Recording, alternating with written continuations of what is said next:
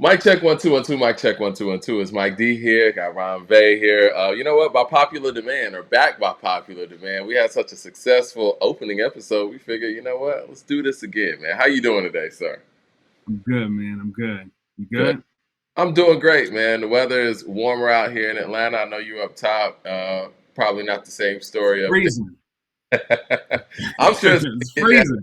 some point too, man. This weather's crazy. So for the people who didn't tune into the previous show, Ronvé and I talk about production, and what we what we thought about was the fact that when we talk about classic albums, we always talk about the artists, and we always talk about their input lyrically, the songs, and all that. But the other 50% of a classic album is the production job, is the sequencing, is the order of the songs. And there's no better album for us to start this series with than OutKast as Aquemini. What do you think about that, Ronvé? I mean, I know we agree with it offline. What are your thoughts hmm on Aquemini, real quick, for the people before we dive into this? Yeah, and I also got a question for you too. Go ahead, go ahead. Um, I think overall, Aquemini is outcast at the height of their superpowers, Agree. production wise and as MCs. And I think it's crazy because they're both of them are rapping at such a high level. But to me, it's the production that's the most impressive about this album. The fact that the I feel like the students became the teachers, Mm, so to speak, and they've really distinguished themselves as musicians as opposed to just rappers, and it's extremely difficult to do both. It's extremely difficult to handle being an MC and being a producer, and to then also do both at a high level on one album is just it's something that we take for granted. Agreed, It's a and I think it's noteworthy as well. At the time, we're talking about 1998. They were born in 75. These guys are 22, 23 years old recording this album. mhm. Um, so yes, it's a very impressive feat at any age. But these guys were 22, 23 years old. Now, I always harp on the fact that Tribe, and how Q-Tip handles so much at a young age in producing the Low End Theory, Midnight Marauders, and People's Instinctive. He was like 19, 20 years old, producing the full People's Instinctive. And I'm sure, Q-Tip and Tribe being a big influence on Big Boy Dre and Outkast as a collective, I'm sure that was part of the mindset as well. Like, look, it's time to start stepping into our own and handling our own production. And they did that, and they did that in spades. I sent you an article and I think we could start with this. I think this would be a great Yeah. place to start. I sent you an article that I read in Creative Loafing, literally in the physical print era. This is back in 2010, and it was a great article. They did a breakdown of Aquemini song for song. It's online now, so if you Google Creative Loafing, Aquemini, OutKast, or whatever, you should be able to find it and read it. They spoke to Big Boy, Dre, Mr. DJ, Preston Crump, who was their bass player. They spoke to Rico Wade. They spoke to Raekwon on there. A host of others, KP, who was A&R of the project at LaFace at the time. And they went song for song and broke down everything about that song, what they remembered from the creative standpoint, the thoughts behind the records, where the records came from, how the records were produced. And it's a real quick read, honestly, and it's in a format where it's almost like a documentary, and I think it's really dope.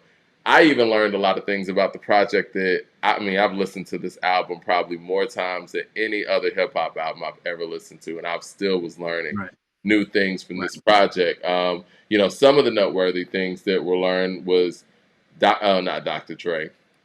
Look at me. Andre 3000. He said he wrote out all the skits. I think that's incredibly impressive. Yeah. And then he was talking about the Pimp Trick Gangsta Click part of it. For the Mhm. people who don't remember, it's that skit between Rosa Parks and no, it's the skit between, excuse Skip me, between Return of the Return to the Gangsta G. Yep. and Rosa Parks. That other skit is, Raekwon doing his thing. But yeah, Pimp Trick Gangsta Click was actually a real group with Andre, CeeLo, and Sleepy Brown. They said they recorded some songs and were yet to hear them. Another fun fact that came out of that article that we're going to be referencing throughout this conversation is that West Savannah being on the album, which was something that was recorded in '94 for Southern Playalistic. For the people who know, West Savannah's a solo Big Boy song on Aquemini. It was Andre's idea to put that song on the album. And Big Boy also said that Andre has a song like that as well. What was it? Hold Your Head? And he Hold said, your, yeah, yeah. it's an Andre Oh 3000 no, bow your head. Bow Your Head. Thank you. Yeah. And it's an Andre 3000 unreleased solo song from the '94 era. And maybe we'll hear it one day. But yeah, we're going to be talking about some of those nuggets throughout this conversation. And I want to start here, though. One of the big things that stood out to me in this article, and I do remember this from reading it back in 2010, was KP, who's the A&R. Shout out to KP, legend out here in Atlanta. He said that Big Boy wanted Y'all Scared to be the first song on the Kumina. And he fought for Return of the Gangster to be the first song because he felt that it made more sense because it wasn't a feature. It didn't have Goody Mob on it. It was basically Andre telling it all and setting the record straight. And it was the perfect set off for their third album. And with Andre's wardrobe changes, with his changes in imaging and his changes in delivery, people thought that Dre was spaced out. For the people who weren't there, I mean, we looked at it like, yo, what's going on with Dre? And he addressed all those things in Return of the Gangsta. And I agree with KP, but Big Boy, and you can even hear how Big Boy starts his verse. It sounds like he was preparing for Y'all Scared to be the intro. How do you think Mm, that changes this Five Mic Classic album? Just that one little change, and this is part of production, by the way. yeah. Yeah. Well, the track listing is, especially for this album, it plays such a crucial role. No pun intended. It plays such a crucial role to what makes this album what it is. And so I agree with KP in that even though Return of the Gangster and Y'all Scared are similar as far as what they're talking about, um, the feel one it establishes a different tone. It establishes a whole different tone for the top of the album that we don't get. And then I think also what KP said, which is a great point. You're no longer, if you start the album off with a song with featured artists on it, we as the listeners, we're not grading the song on the content or whatever. We're grading it on the features and who smoked who or who had the better whatever. And this is an album just in general that a lot of what makes it great, in addition to the production, are the statements and the messages they make and how they make those statements. And so with Return to the G, it you literally it can't get any better. It can't get any better. For me, Return to the G is my favorite Andre verse ever. Really? It's absolutely Return of the G. That verse shaped my whole outlook on rap music. Mm. Instead of talking about bitches and switches and hoes and clothes and weed, let's talk about time traveling, rhyme traveling, something mind unraveling, get down. Like that statement changed my entire outlook on what hip hop can be. And as a music maker, that's always been my approach, and that's always been my mindset when approaching music is how can we elevate each time? How can we take things just a little bit further each time? And to me, that is a hell of a statement to Hmm. make. In addition to the personal statements he makes about himself, if we're talking about the state of the game and where you sort of look at it like a state of the union almost, that there's no better message that you can start off with and something that sets the tone and breaks the ice than his verse on that song. to piggyback on that, and I think that the fact that Andrè was a very pivotal part in the production of this album, him, Mr. DJ, and Big Boy. But you could tell that Dre was really, really in the lab. He said in that article when they were talking about Rosa Parks, he shopped the Rosa Parks beat to Puffy for Total because he was going with Keisha at the time. Was it Keisha, I believe? Yeah, and so Yeah.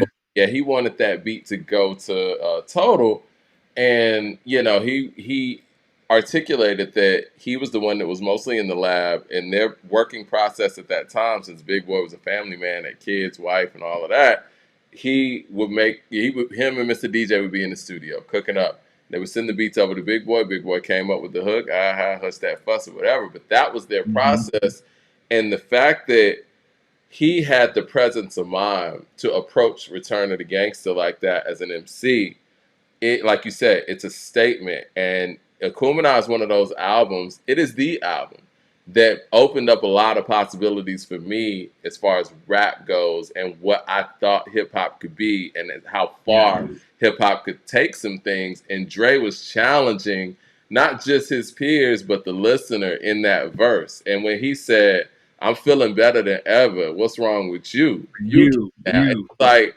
he's opening up the album, letting people know, look, I'm good. I'm feeling better than ever, and you're about to hear how good I'm feeling on this album. And I think by far, and maybe that's why I'm so hard on, Andrè and his performance. To me, I think end to end as an MC, and this is outside of the production side of it. I think it's his best performance on an album. Big Boy did his thing on this album as well. We're going to get to that. And I think it's one of the best rap performances from any group member on any hip hop album ever. Absolutely.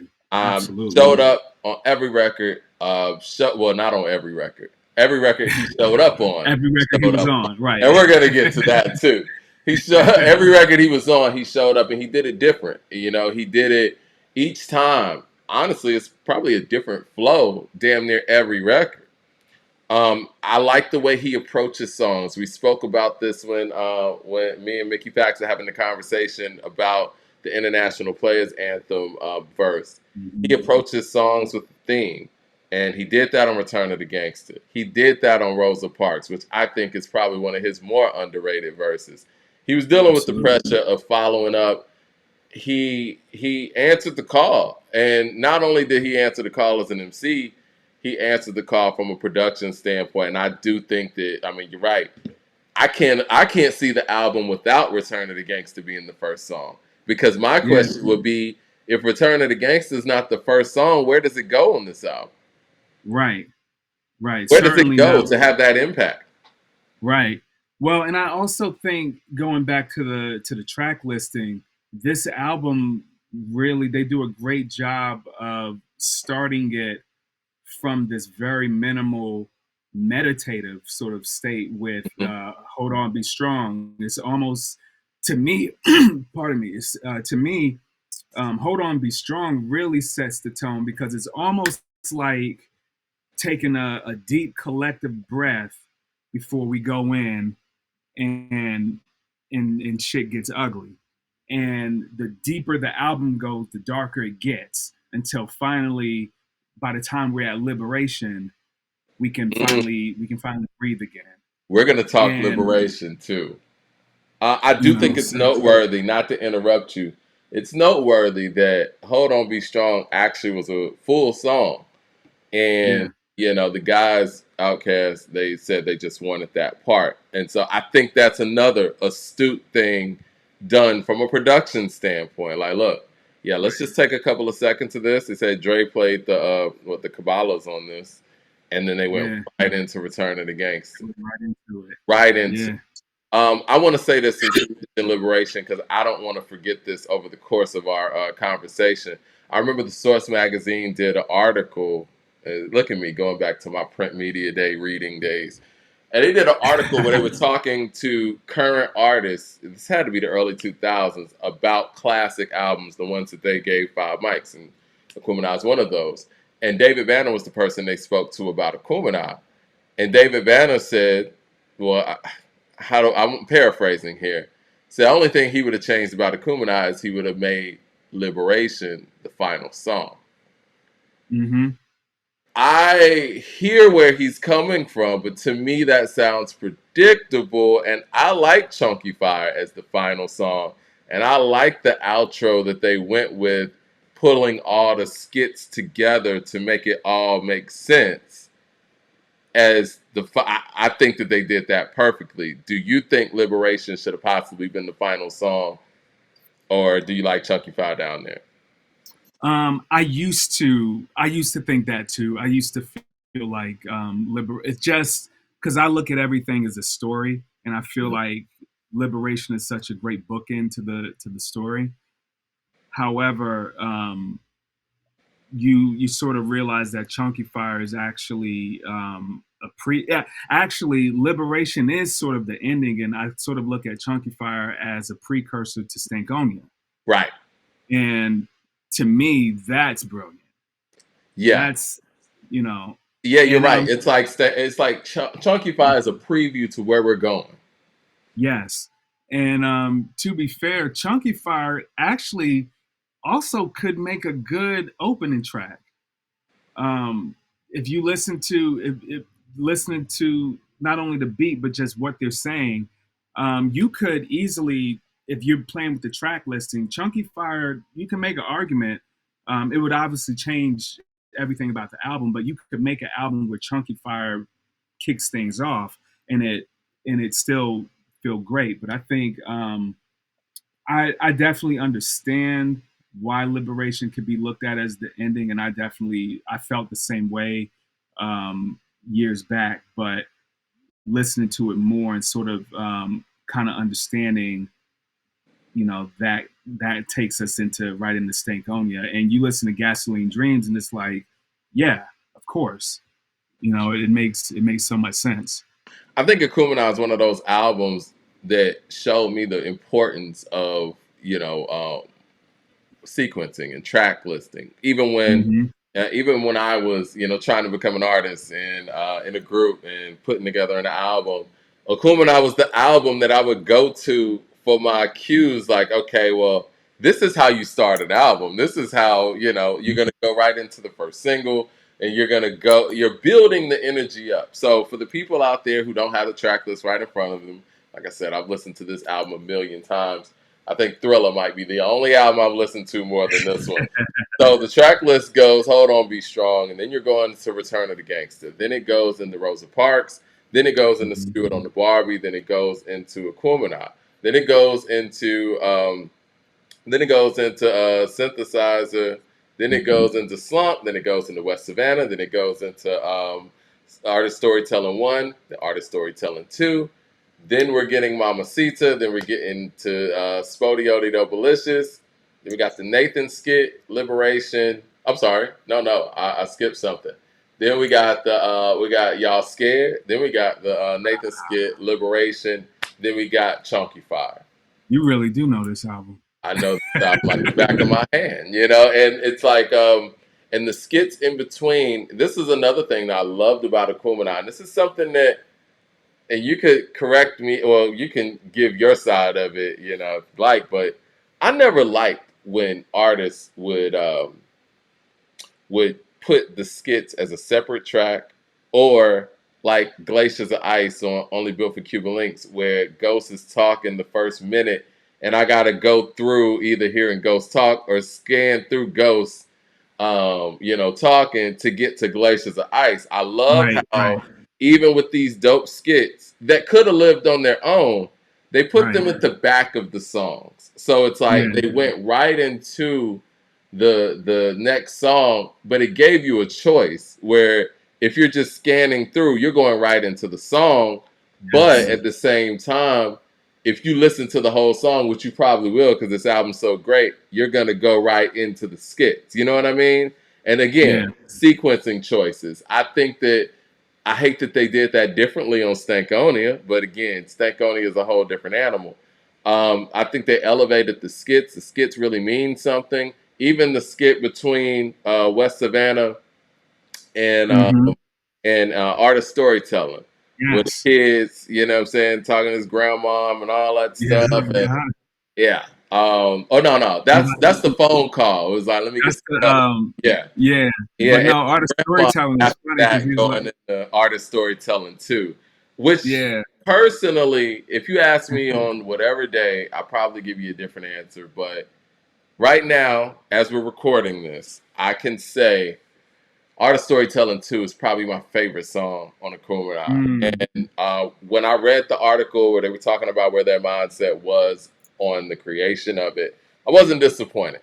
Dre yeah. said they wanted this song to sound like it's the end of the world. And you could hear the you could hear the necessity and the anxiousness in the beat, in the Hmm. delivery, in the lyrics. Yeah. And when he said Yeah. IFOs have landed in Decatur, he was like, I felt like these are things people have seen before. There's got to be somebody else out there who's just like us in another universe. That's why I call them identified objects. And yeah, this Yeah. is just where Yeah. Dre was at this time. This is the Dre. Yeah. This is the Dre that was my favorite rapper in 1990. Yeah. And Yeah. I really not even just related to, you know, I guess his journey at that time, but he was just so innovative. They were just so innovative as a collective. And Hmm. I'm gonna go with Artist Storytelling 2 as my favorite record on there. And I think it's one of the most impressive beats on there too. Yeah. Yeah. Yeah. Yeah. Yeah. Ah, man, it's man, because it SpottieOttie changes Dope every Delicious time. is on this album too, by the way. Like this is I crazy. was gonna say, like, for me, I think SpottieOttie is the one that like I play probably the most off of this album, and the fact that that's a 7 minute, almost 8 minute song says a lot, and I can listen to that straight through. Yeah. Um, I think SpottieOttie and Skew It are still Yeah. my favorites, but for different reasons. SpottieOttie is a vibe. It's just a vibe. The horns are iconic, but then just on some MC shit, Skew It. I mean, you know, they all brought it, and I so it's always hard for me to pick between those two. You know, I Skewed on the Bar was the first song I heard from Aquemini. It was the first time. I mean, I remember exactly where I was. I was in my parents' car. We were near Cumberland Mall. Greg Street played it, and I'm like, Hmm. super Wu Tang fan, super Dungeon Family fan. Like, I mean, what else could you want? Right. They were. They said that Erica Badu was in the studio when because Organized Noise made this beat, and she heard the beat, and they was like, "Oh yeah, this is it." That shit Yeah, sounds. Ray Murray, and shout out to Ray Murray. I want to give him the credit. Rest in peace to you know, Rico Wade. The way absolutely. that Organized Noise relationship worked, you know, Ray Murray would make beats, Rico Wade would make beats. I think Rico Wade made Cell Therapy, and Ray Murray was more of the hands-on producer, if you will. I would say that Sleepy Brown's probably more of the Pharrell role in the Neptunes type thing, I guess. But they always gave props and credit to the individual who made the beat, and they let it be known that Ray Murray made "Skew It on the Barbie." He said something interesting about the snare. Now, Yeah. you're a producer, and I remember in that day, you know, snares were. It was always like everybody had their own individual signature snare. Now, the Right. snare and Skew It on the Barbie, according to Rico in that article, the Creative Loafing article we're referring to, according to him, that snare was something that was created. And he said other producers, or alluded to the fact that other producers may have utilized that snare moving forward. Now, is that the snare that we identify with Timberland? That was news to me. Uh huh. Um, you know, I the thing that does stand out about this track are the drums. The drums are crazy. But that being said, I didn't know it was something that was. I thought this was the only track that was um, that used that snare, and maybe it's the way they used it that sort of made that made me feel like, because they use it in the way the way the drum pattern Right. was put together. Um, so that was news to me, and even more so why, for me it was like, yeah, I mean, it's a hard ass track. But I do know that, your drums in general, your drum sounds, particularly obviously the kick and the snare. Um, I've been in sessions with, other producers where they spend hours just going through just snare sounds, and sometimes, I don't know if they did as much as this in the 90 in the late 90s, but it got to the point where producers started, even stacking Yeah, snares that's what I was gonna to say. create, yeah. And And we would stack different snares. We would change the reverb on certain snares mhm, just to create a mhm, new. We were looking for new sounds, and new sound. and to get to Timbaland, and he's one of the big influences on that. Like this man had, he had all these different created sounds on a whole, I guess, hidden stock of keyboard. What's the word I'm looking for? You know how you have it. Like your bank. Yeah, yeah. And it'll have like created drums, Yeah, snares, kicks, things like that. And yeah, the snare was one of those things that we used to play around with and see what we could stack up to get either a strong snare or something that was like that gives you a quick hit. And I guess I mhm, never really looked at Skew It on the Barbie like that because there's so many things to listen to on there. And I mean, I love yeah, the sample. The sample sounds like, and I think it come from like a news type of thing that dun dun dun dun dun dun dun dun dun dun. um, yeah.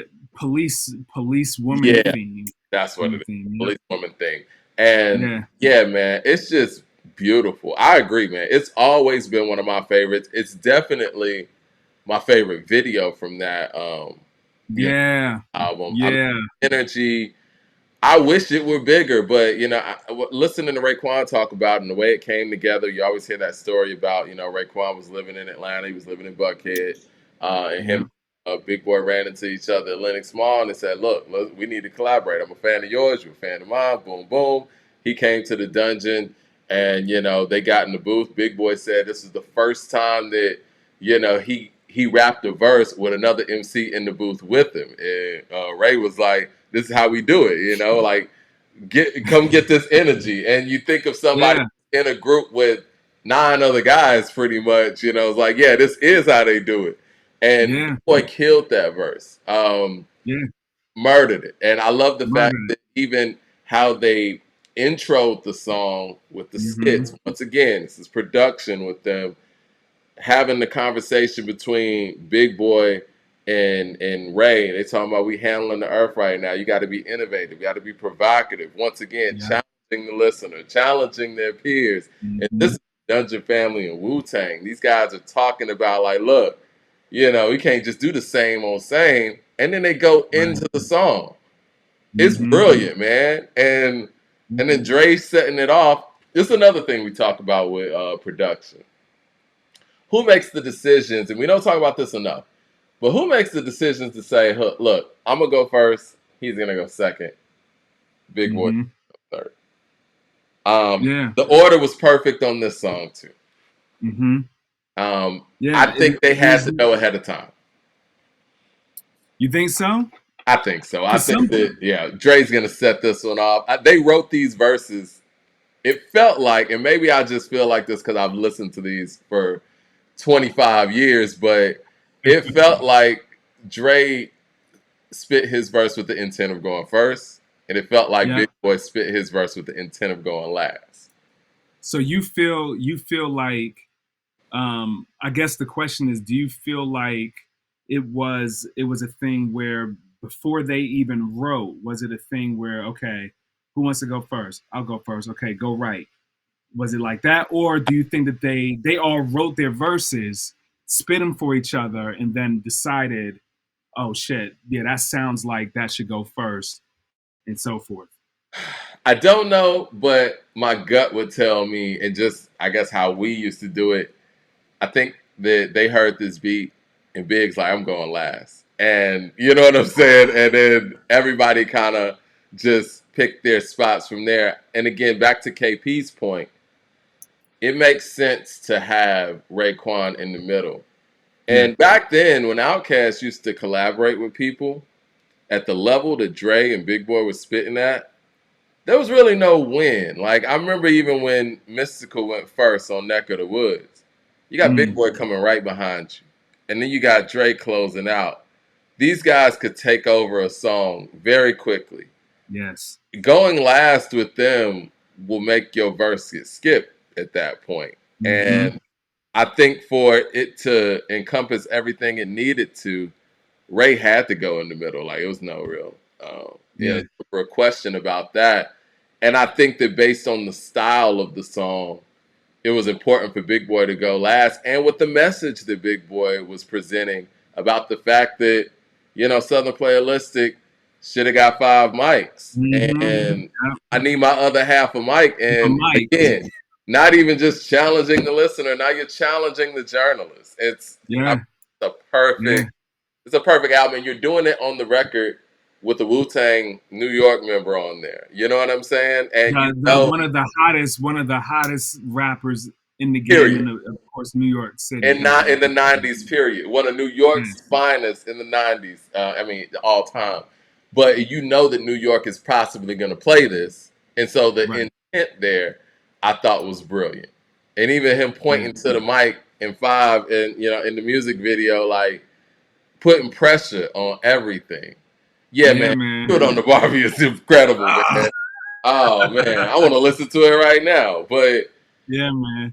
I think the order of that song being there is pretty perfect too. It almost had to be at the top of the album.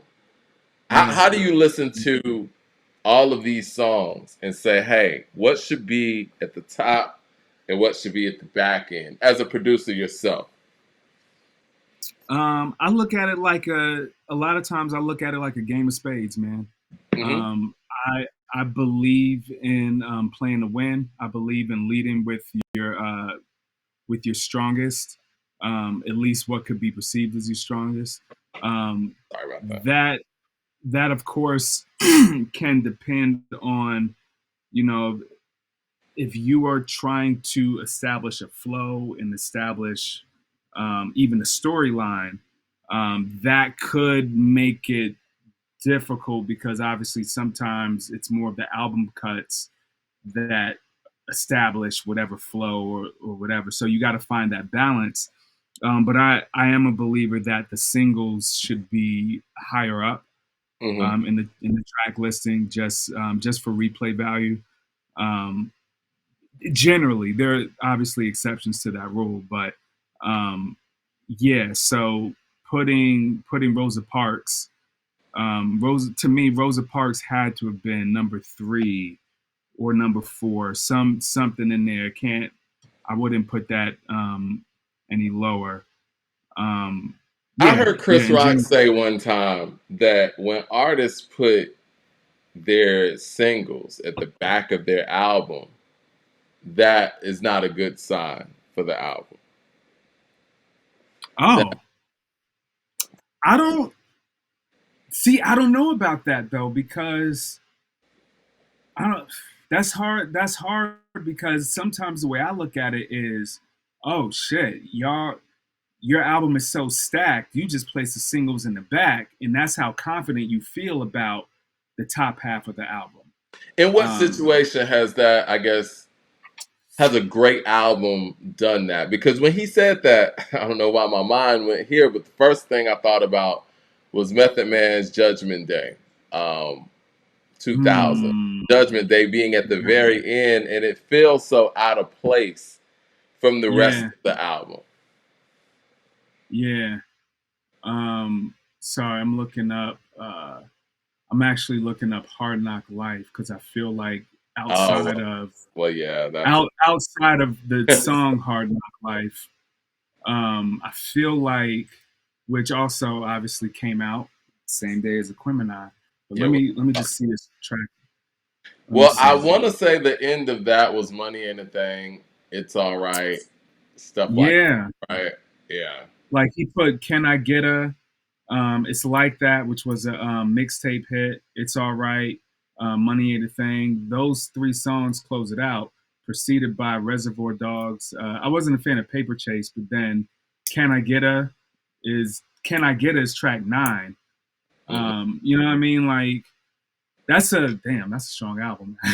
It is, man, and I hear people shit on Volume 2 a lot in recent time, and I'm like, I can't really do that. I really feel like Volume 2, based on the impact of the records that are on it, it has to be a classic. Now, we might not like Jay's performance on there, bar for bar, in relation to some of his more heralded bar work, but if we're talking about the songs, it's hard to put something like American Gangster justifiably over Volume 2, to be honest. Yeah, It really yeah, is. Like, we're talking about the songs. yeah. Oh, He's never had an album with so many singles on it. yeah. Like it's stacked with singles. Like, Yeah. and he threw Money in the Thing because Money in the Thing was old by the time this album came out, but still, like Yeah. it's still stacked. But I think the point to your point though, Hard Knock Life is number 2, but then it's followed. I don't know. This whole album is singles, actually. I Yeah. don't know. I was going to say that when you mentioned Volume 2. I was like, well, Volume Two's whole album is singles. Yeah, It's yeah, like it is. well, 50 did do this. 50 put Disco Inferno at the end of the Massacre. Master. And I'm Yeah, like, okay, well, that kind of lets you know that that record wasn't a part of the process. You right. know, it was very. I agree with you. You kind of look at it like spades, and you also look at it like when we're talking about sequencing in the order of how you want these songs to go. You want to add versatility, and you want Hmm. to kind of take people on a ride, if you will. You know, Right, you right, wanna you wanna start the mood out. Like I said, Return of the Gangster set a tone. It's like, all right, now that we got that out the way, let me hit you with Rosa Parks. It's the hit single, boom, and we're gonna get that hmm, out the way too. Oh, and you know right, what? We got this record with Raekwon, boom, we're gonna get that out the way too. Now we're kind of right. gonna go a little bit more in depth, and that's when Aquemini steps in. Yeah, I don't know about having Synthesizer at 6. I think Synthesizer at 6 is because, this is an experience. Let me talk about Synthesizer. OutKast is known to be that eccentric group. I think Stankonia really put him on a different plane with that. Synthesizer is like the beginnings of that. We had never heard OutKast delve into those worlds, those sounds. Talking right, about, I mean, they talked about outer space and ATLians, but it was in a different way. This was right. more synthy, Yeah, Synthesizer was the name of the song. So, I mean, that's part of why that. They never really rhymed over synthesized type tracks before then either. So, it's going to be very difficult to place this on an album anyway. And I think, I would imagine that having George Clinton on there and having him featured on there was a part of it being at the top of the album. I agree. I Mhm. agree. And so once you make the decision to say, all right, we just hit you with a song like Aquemini, Dre got quotables on here. I mean, because he did get the quotable for his first verse Yeah, on Aquemini. This is yeah, the only song where Big Boy and Dre have 2 separate verses on one song. Now we can make an experimental choice. yeah. And Absolutely. and so let's throw this experiment in there and see what happens. And And then I go ahead, go ahead. and I also feel like George Clinton is the cheat code to be able to use this as a great transition because we're gonna see George Clinton. We're gonna listen to we're gonna listen to that. And so that works as a great transition going into whatever's next without us feel as listeners feeling like, damn, what was that? You know what I mean? Exactly. You know what I You're mean? right. Well, you got George Clinton on it. Like, who's gonna get mad at that? Yeah. And I would say this too. I think Andre's verse on that song closing out really helped sell that record on people. I Mm-hmm. could tell that at that time, and again, they had never made a record like this before. Andre said this was the first time that he believes that he did sing on a record that, in that way. And Big Boy pulled him to the side and was like, yo, man, niggas in the streets ain't gonna feel this. You could tell that Big Boy wasn't as comfortable on that record as Dre was. Right. But again, this is the beginnings of Big Boy adjusting to some of those way out there eccentric themes. And I mean, he did a great job at doing it. But I do think that how comfortable Dre sounded on there, in addition with having George Clinton on there, is one of the big selling points. Like, did you hear what he Yeah. said? Marijuana illegal, but cigarettes cool. I might look kind of funny, but I ain't. No fool. Yeah. Those bars can't be synthesized. I mean, not synthesized. Those can't be denied. Like, Yeah. synthesizer, microwave me, give me a drug so I can make 7 babies, pump my breast up, can you suck the fat up just to make my life appear like ain't no such thing as bad luck? My nose ain't right, think I need a new one. Mm-hmm. Just take a pick a yellow, red, or black, or a blue one. Virtual reality, virtual bullshit. Bullshit. Beat you up in the pulpit. Who a bitch? Give me my gas so I can. You can't deny those things. And that was the great thing about Dre. And even with the blonde wig and the ski boots, it's like when you heard him rhyme, you couldn't deny what was going on. And I think that his performance on that record specifically makes you be like, if I normally didn't like a record like Synthesizer, I like it now. Yeah. And even hearing you spit that verse, it occurred to me that that was really I feel like this album was the birth of the Andre 3000 character I agree. that we know. I agree. The birth of this eccentric, had you could say that he has feminine ways or whatever, but he will whoop your ass at the same time. He'll slap the shit out you type shit. And I think yeah, just I don't really go with the pimp and the poet type of thing because I think that minimalizes both of what they're about. Yeah. Um, you know, Big Boy is definitely to me like Big Boy spitting so much game on this album. He's spitting so much game on this album in the slick talk that can't be minimized to just pimp shit. Well, see, And at the same, oh, go ahead. Go ahead. no, that was it. What I was going to say to piggyback on that, what was so smart about this track listing and the sequencing is like, okay, well, we know that really wasn't Big Boy's world. He's getting used to that world. Now we're going to hit you with Slump, where he is giving you game. And I think they said this Slump was the first beat that Big Boy made. Great job, Yeah. by the way.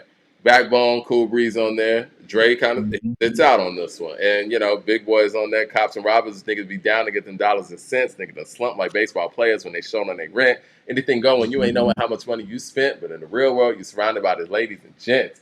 Hang around because you're giving all the weed and all the chicken. Feeding everybody, smoking them out when you broke. No, they was missing. Riding about 4 deep. Tear up your suspension. Your baby mama on child support, my fault, forgot to mention. You ain't even had no checking account. When thinking about no pension. I used to work at Steak and Ale, a cold up in the kitchen. Had the determination to graduate it, and I got the whole rap world fascinated. Made a piece of the pie for me and my family, so I made it. Continue to sell dope, paying the bills if you could do it, but legislation got this new policy: 3 strikes and you ruin. Yeah, and it's like now we're gonna let Big Bro, Boy shine, right? you're a walking encyclopedia of OutKast verses, man. That's insane. Oh, please. That's crazy. And then they come with West Savannah, right? And Yeah. West Savannah to me, that's a gem. And that's one of those moments from a production standpoint and a A&R standpoint where it's just a smart decision. It's very smart. And they said it was Dre's idea to put West Savannah on there. It's like when Kanye and Common made the decision, or whoever made the decision, to go with the live version of the Food from the Chappelle Show and put that on beat. And whoever Mm-hmm. made the decision to put Kendrick's live version of I on To Pimp a Butterfly. Smart moves, you know what I'm saying? And I feel like West Savannah's one of those. Like, you had this song in the stash. How did you know that this would even fit here? And where they sequenced it and where they put it was perfect. They put it right there in these transitional points. Because Right. now that we're going through it, Aquemini builds. But Yes. Synthesizer is a transition. Slump is a bit of a transition. And even West Savannah is a further transition. Now we're getting to the back half of this album, which Mm-hmm. is a whole different energy. And I Right. think you said it before we got online. You was like, this is in the cassette era. What song is the first part of side B on a cassette? Does it start with the art of storytelling? The Because I would art of imagine it storytelling. would. It does. Art of See, I didn't even storytelling. know. Yeah. I've never seen the cassette Yeah. in my life. Yeah, Yeah. and, and it reads like that. And so It reads yeah, like that. this is part two. And to start with art of storytelling one as the back half of the album. Oh man, Crazy. It's crazy. and then to have the wherewithal. You know what? There's two. I'm gonna be nitpicky here. Two things that you could critique on Aquemini. I wish Ghostface was on Skew on the Barbie, and Ooh. I wish that the Slick Rick version of Art of Storytelling was on all the Yeah. albums. That's about it. Yeah. That's about it. Yeah. But that's just being Yeah. greedy at that Yeah. point. Yeah. Yeah, Yeah. if Ghostface is on Skewed on the Barbie, where does he go last? Or he go after Ray? Or they go back Yeah. and oh man, Ghost and Ray going back and forth on Skewed on the Barbie would have been nuts. Yeah. Or just making it 4 verses too. Like I'm okay with that. I'm A okay with remix 4 verses. something Ghost, man. Come on. Yeah. Yeah. Um so yes, now we're on Artist Storytelling 1 and 2. Both produced by Mr. DJ. You know, 1/3 of Earth Tone 3, including Drake Mm-hmm. Big Boy. Um this hook comes from Sleepy Brown. This was the third single on Aquemini, I believe. Yeah, third single. Love the music video. It Yeah. shows off both of their storytelling capabilities. They strung in a story where Big Boy's talking about one person and Dre's talking about the friend of that person, right? And Right. I think it's a dope record. So I think it's a great single. Um, Mm-hmm. I think it's the right single, even though in retrospect, maybe Spodie would have been more of the right single. What do you think between those two? Should they have waited on Art of Storytelling one, or did they make the right decision by putting that one out?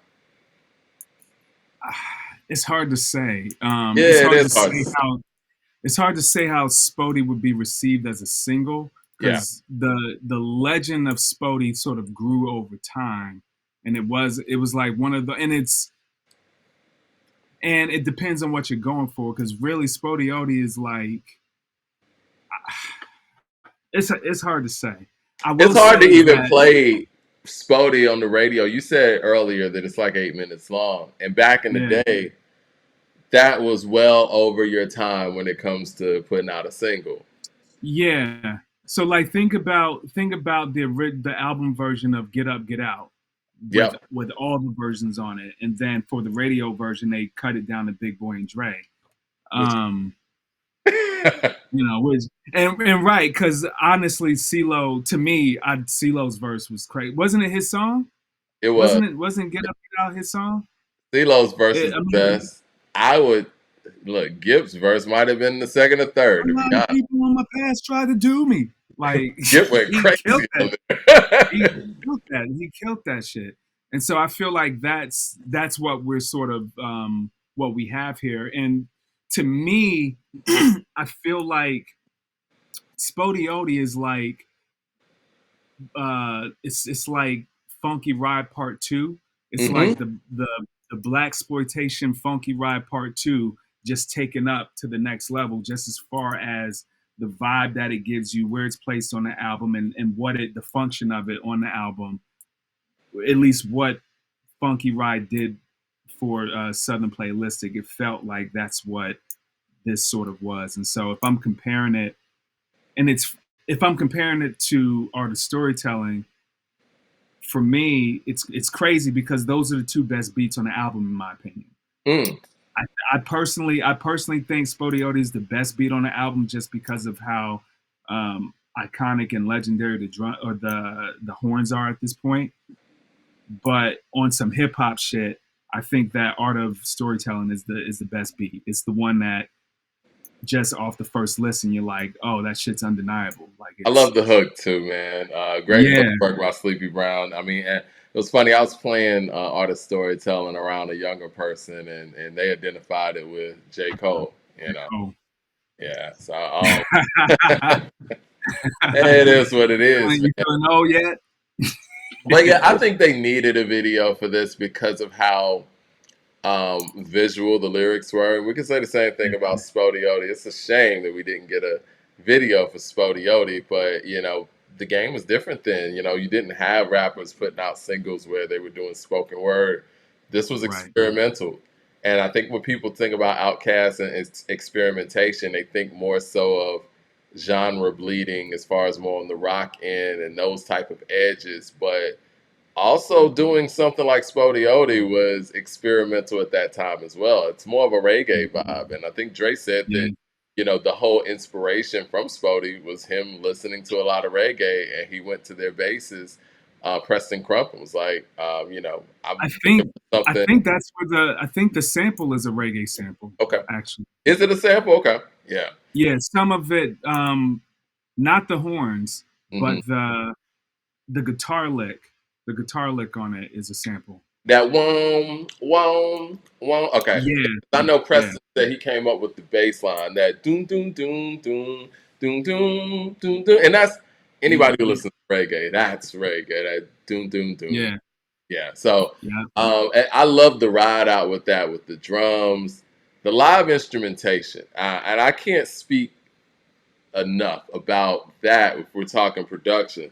The production in 1998, it was in a transformative state, right? We were getting away from a lot of the samples, and Swiss Beats was taking over the game, and we had a lot of cartoon-ish. I'm not saying this to be disparaging, but there was more keyboardist sounds going on in hip hop. You know, it wasn't a lot of sampled drums like we, you know, received in the early '90s and late '80s where the drums were full. The drums were a lot more thin. And so to hear these 22, 23-year-old guys get in the lab and say, you know, we're going to do a little mix of both. But most of the drums on Aquemini, correct me if I'm wrong, outside of, you know, artist storytelling and Skew on the Barbie and things like that, Right, they sounded like live drums. And Spottie was one of yeah, those moments. And it never took away from the grittiness or the hip hop nature of it. We always felt like, yo, this just sounds good. You know what I'm saying? Like we never yeah, really got into the technicalities of it. We just knew that, you know what, this really sounds good to my ear. yeah, absolutely, absolutely. That's what make it stand out to me, honestly. Let's talk Mamacita. Because that, for a lot of people,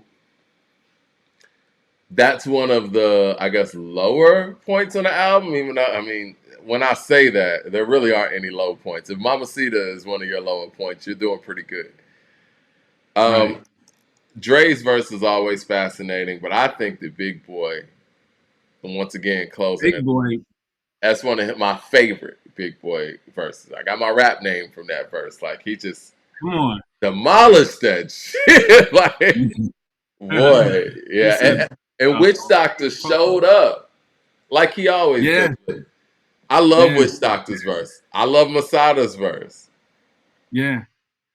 I For think the I think the I think the argument is the hook mainly. I mm, think especially just on this album, the hooks are so great on this album. Mamacita, there's something about Mamacita that's, you know, I don't know. It's hard to explain. Like when you got it's like that now. You got four, yeah, five cats off in my, or you got hush that fuzz. yeah. Everybody. It just seemed like Even the the sun goes other down. Heroes and heroes eventually eventually die. die. Horoscopes often lie. It just Whoa. seems like the hooks just there was a little bit more effort put into them Yeah. than Mamacita, and it felt like. And look, I'm always a fan of not overthinking moments in the song or overthinking a song, but it did feel like this was one of those where they didn't want to overthink it, and they were like, "Nah, it's cool like that. That works." And I feel like this actually may have benefited from a little bit more, just adding just something else to the hook, just and only because when it's put up next to Skewed on the Barbie, we ain't trying to lose. Say, Yeah. God damn it, they done changed. It's just hard. Like the Yeah. hooks on this album are so strong. Yeah. It's tough. Old school players, new school fools. Now, I will say this about Mamacita. That beat is hard. And It's the hardest beat. and when you got a hard beat, like, Dre killed it, but Big Boy, it's crazy, man. Like the way he came in there, man, Friday night, boy, breaking the old school out, boy, be cruising. It's like, yeah, it makes me so mad when people understate and don't talk about Big Boy, and they He big said up Dre. It's like, did you listen to their catalog? Like, this he dude said is crazy well, too. Like, he said about four niggas and four hoes, ain't nobody nobody losing, losing. but they choosing. Better get in when you Get in when fit you in fit because it's in because it's crucial. crucial. And I'm gonna cup out two of them because that's just what I'm used to. I mean What? that. The first to look my way just gonna get splack packed from the front to the back. This cognac got my throat burning like burlap. Whoa! Everybody cheesing knowing these hoes don't cut like pleases. These hookers they praise Mm-hmm. my crew like Reverend Hodo praising Jesus. And you know what? Speaking of Reverend Hodo, it's like he played the harmonica on Rosa Parks. He's Andre's Yeah. stepfather. And some of the things that they said in the article when they were talking about, friends of their family were involved. Like I think he said Tony Hightower. Andre said him and Tony Hightower, who sang on Hold On, was it Hold On Be Strong or I think it Gangster? was One Hold On of Be them. Strong. Yeah, and Yeah. he said they went to third grade together. CeeLo, and Dre went to third grade together.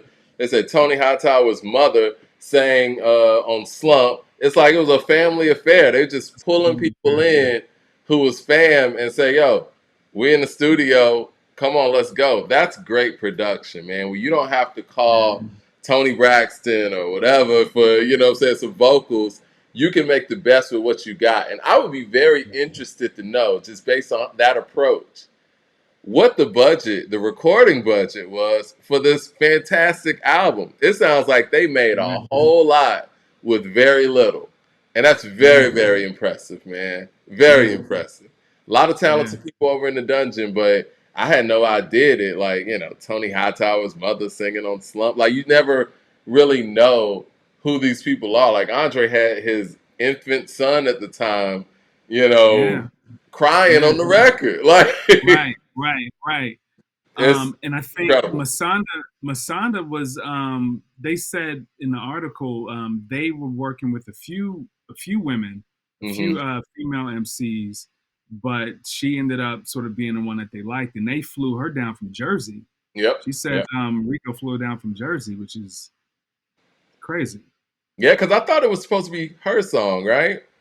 It was supposed to be her song. Yeah. Yeah, And that makes yeah, sense. You know what I'm saying? But yeah, that beat was crazy. And I felt like, at least at that time and still do, that was Big Boy's dimension. And that's the great thing about OutKast. You have, well, at least that's how we felt then. And I think that, over time it's kind of gotten even broader. But we knew that Synthesizer was Dre's world, but we were also going to get Big Boy's world, which was Mamacita. And both of them were going to show up in each other's world. And they did it. yeah. Then you got SpottieOttie. I mean, we already talked about that, so it's really nothing more to say about that. Horns Unlimited did the horns for the people who don't know.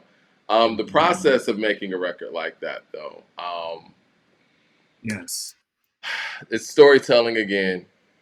That I forgot how Dre said, and maybe you remember from the article, how he said that the spoken word thing came about.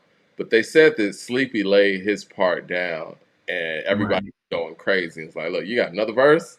You know what I'm saying? Like, and Yeah.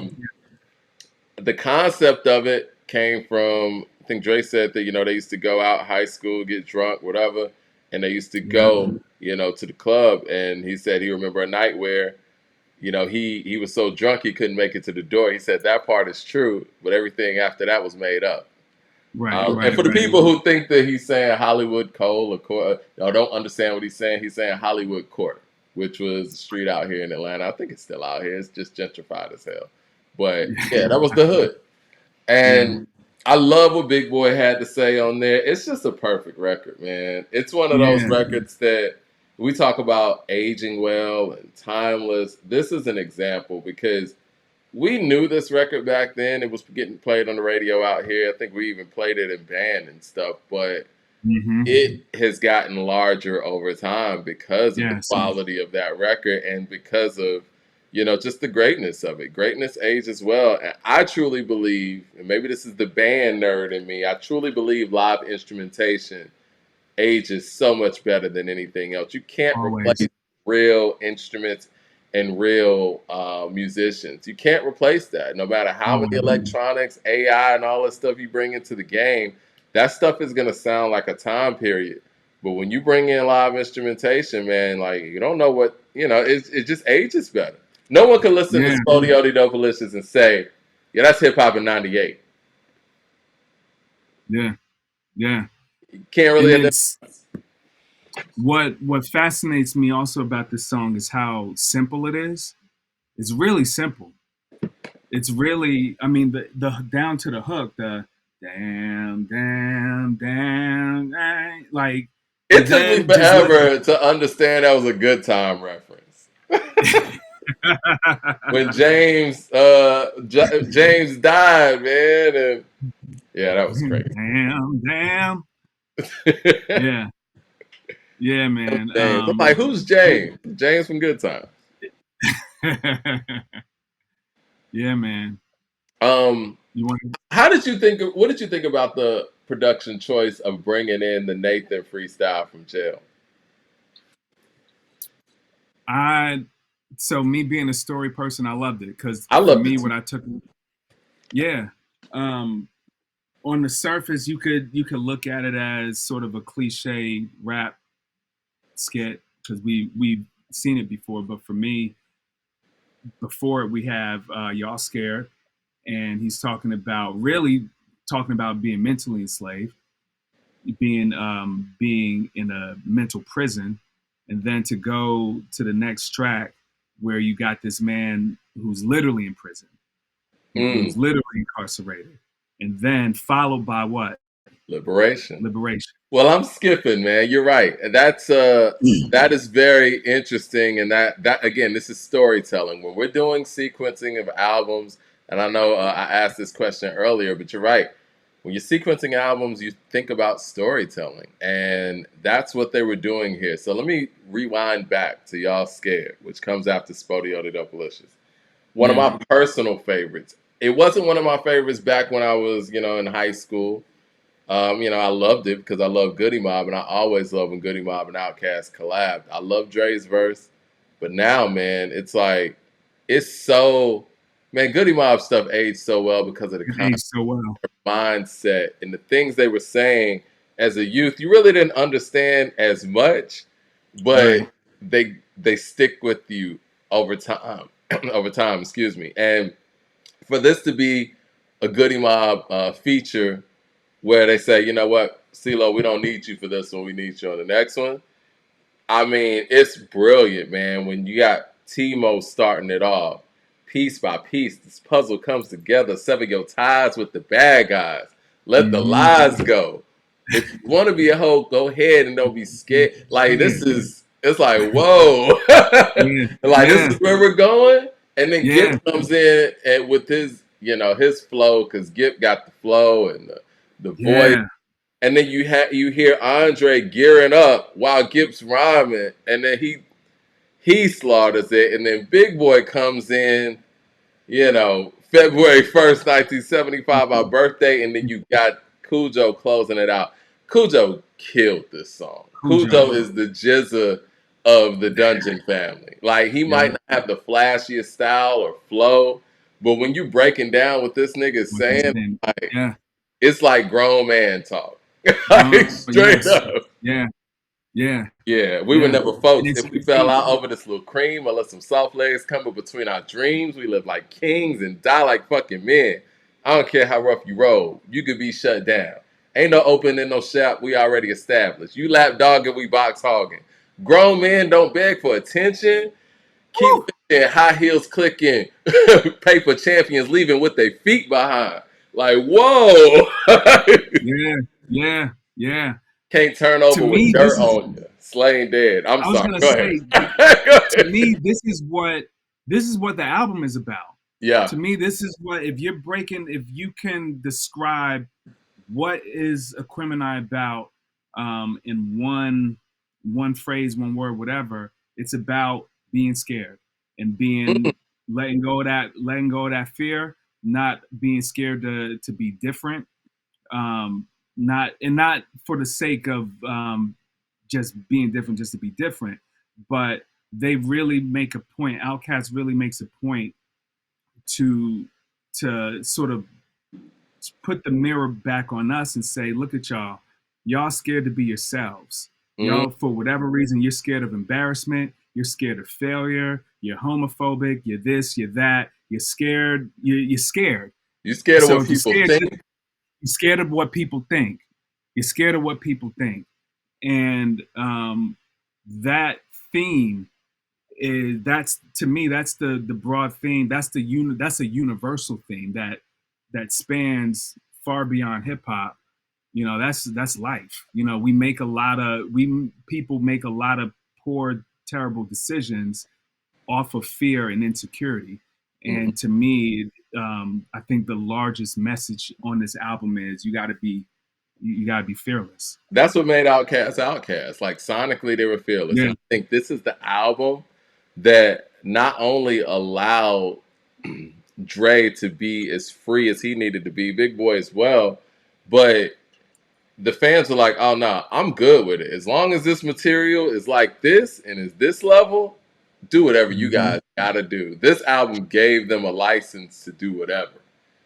Right. And they took that license and they went even further. But Aquemini is an important piece for that reason. Like in a very pivotal year in hip hop, we talk about the date that you were speaking of. This album came out the same day as Jay Z's Volume Two, which was a very pivotal Mhm. point in his career. Came out the same day as Black Star's um, self-titled album, Right. Tribe's last album, The Love Movement, Crazy.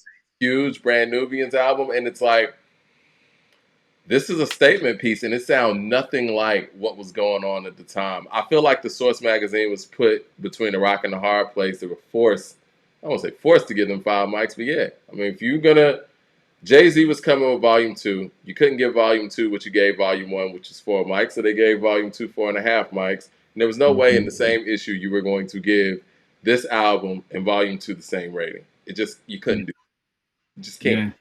Yeah. Agreed. It's not, Agreed. you just can't. Ain't no way. They're on two Ain't no different way. levels. I always say, man, like if Volume Two's 4.5, man, Aquemini is like 5.5, man. This album is Yeah. that much better, and that's no disrespect to Volume Two, but Yeah. it's just that great. I always felt like Volume Two was a strong four mic album. I agree. And I don't and that's no disrespect. Sorry, you can hear sirens in the background. And that's no disrespect. But I definitely, especially when you place it up against an album like Aquemini, like Yeah. it's just it's different. Well, they couldn't give Jay Z.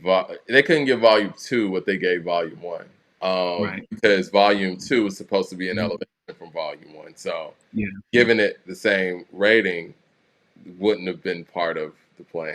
And so, yeah, they were Right. put in a Right. Right. situation, and I do believe that if somehow in some universe they were able to give Volume Two 4 mics, I think they would have given out Aquemini 4.5. I do. Hmm. But I just Yeah. don't think that as a publication they were able to give these two albums the same rating. Liberation was daring and musical. You had Big Boy Andrè singing on there. You had Erica Badu singing on there. I think that's Deborah Killings on there on Shake That Load Off. Background singer, Hmm. background singer for Cass and LaFace. Yeah. And you had, did I say CeeLo? Yeah. Yeah, CeeLo. And then you had Big Rube. And then you had this incredible musical Ride Out, man. I mean, OutKast, like you said, Funky Ride set a tone. And it set a tone to say, you know what, we can have songs on our albums where we're not rapping.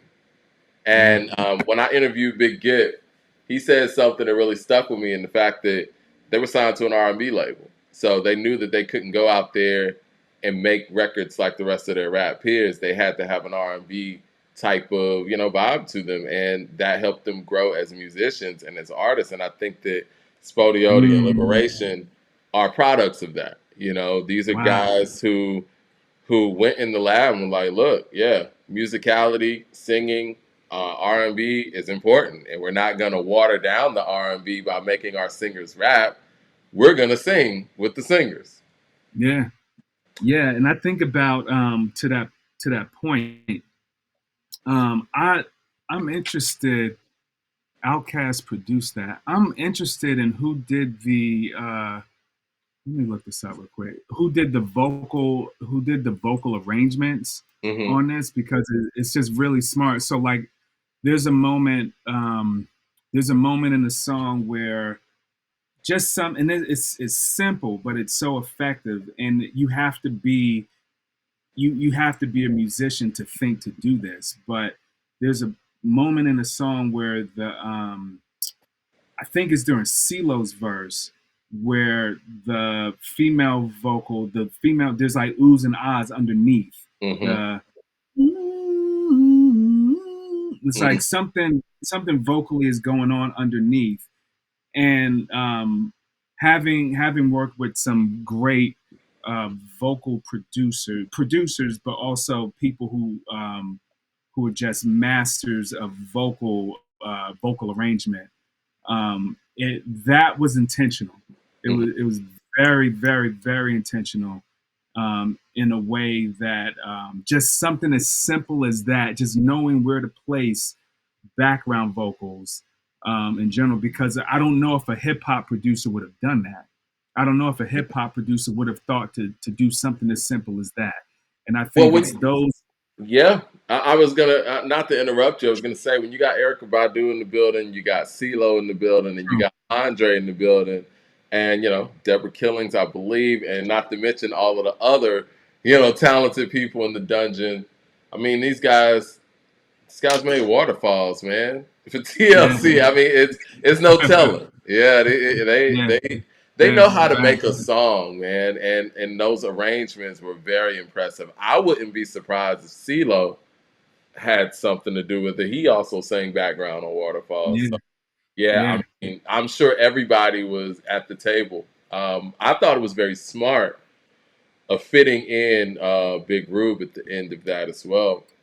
I love yes, the fact that, and I've said this about Supreme Clientele, minus Old Dirty, but I love the fact that they were able to fit everybody in their crew on that album, and it didn't even feel like it. Everybody in that crew's on the album. Backbone and Cool Breeze are on Slump. Cujo Timo and Gip on Y'all Scared. CeeLo's on Liberation. Big Rube's on Liberation. Boom. Dungeon Family right there. Am I leaving anybody out? Organized Noise. You know what I'm saying? Sleepy Brown. yeah, Like yeah, everybody is yeah. on the album and it doesn't even feel like that. It's clearly an OutKast album. And I think that in Right. this era, a lot of people haven't mastered that ability to make your project, get others involved, and still make it feel like your project. It Right. never felt like we got a bunch of features. We even got Raekwon as a bonus. You know what I'm saying? Is he the Right. only non-dungeon Right. person on this album? I mean, not counting Badu. Badu's with Dre at the time. Yeah, yeah. Badu is the only other one, but I will say she feels like part of the collective in a way that Raekwon feels like the only feature. Yeah, Uh, yeah. So, all right, to close this out, Chunky Fire. And I love Chunky Fire. It's one of my favorites. It's very different. It's probably the most different song. This and Synthesizer are the most different songs on this album.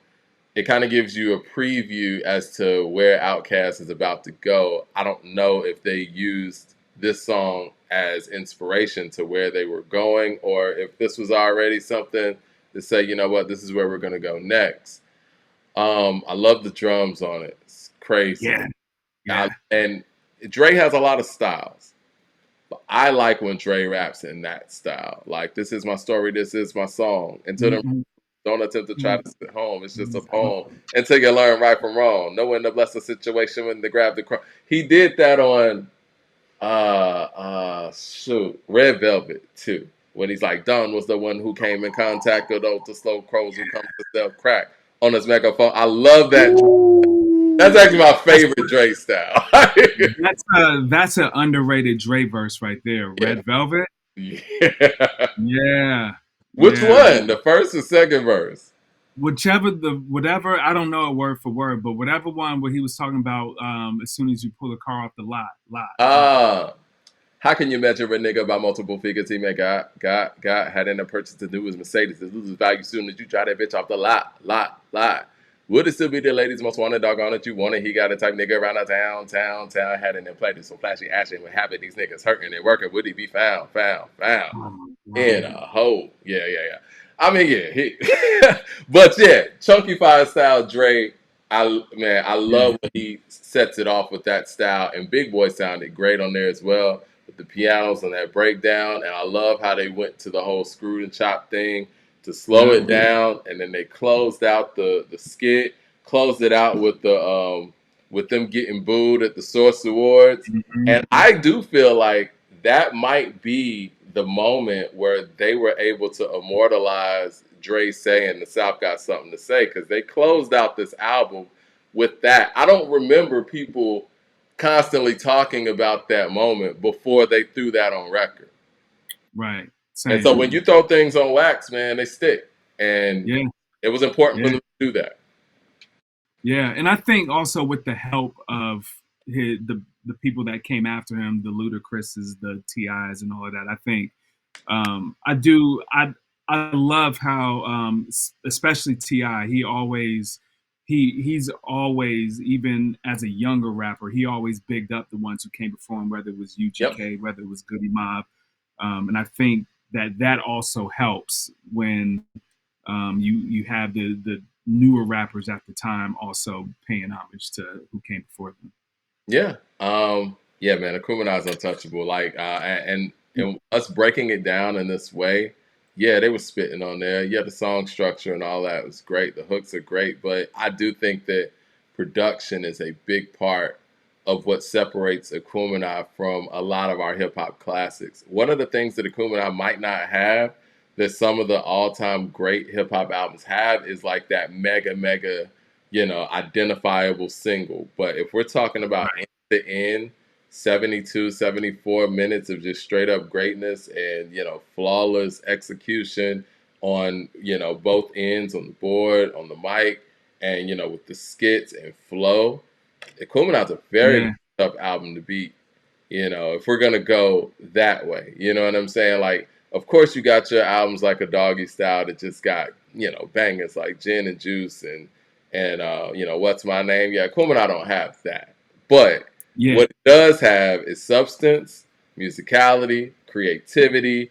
It does have the singles. Rosa Parks a big single, and so is SpottieOttie Delicious, and it has bars, and it has any and everything you could want, and not just a hip hop album, but just an album that any music lover would love. I think that even if you're not a hip hop fan, you can get into Aquemini, and I think the production yeah. has a lot to do with that. I was gonna say, and you probably already answered this because your what you said says a lot. Um, you have been on record saying that Aquemini is the greatest album you've ever heard. Do you still feel that way? And if so, why? I I don't know, and I think it's how like people say LeBron James the most complete player ever. Yeah, Yeah, yeah, it's like that. Now I would have to do a qualifier like that because it's tough to say that Aquemini is a better album than, let's just say, Paid in Full. You know, right. where Or Doggy Style. you got some big records on. That's hard to really straight up say. And just thinking about when Paid in Full came out, or it takes a nation of millions to hold us back. That's hard to say that Kumara is a better album than that. Understanding, when that album came out, how groundbreaking it was, and what Chuck D and Flav were on that record. But I will say this: like, if we're talking about just a complete hip hop album end to end, I do think that yes, it's the most complete hip hop album I've ever heard. It's kind of like Purple Rain and Sign of the Times from Prince.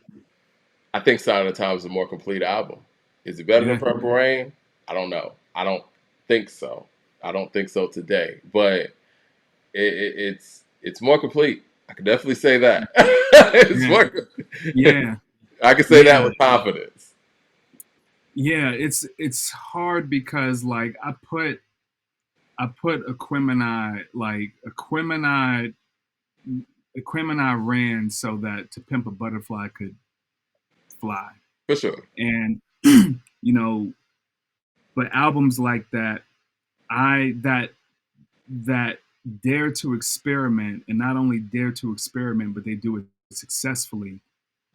It's, for me, I have to give more credit. I have to give points to that album for that, because they didn't come out just doing the same old, even though the same old can be done in an amazing way.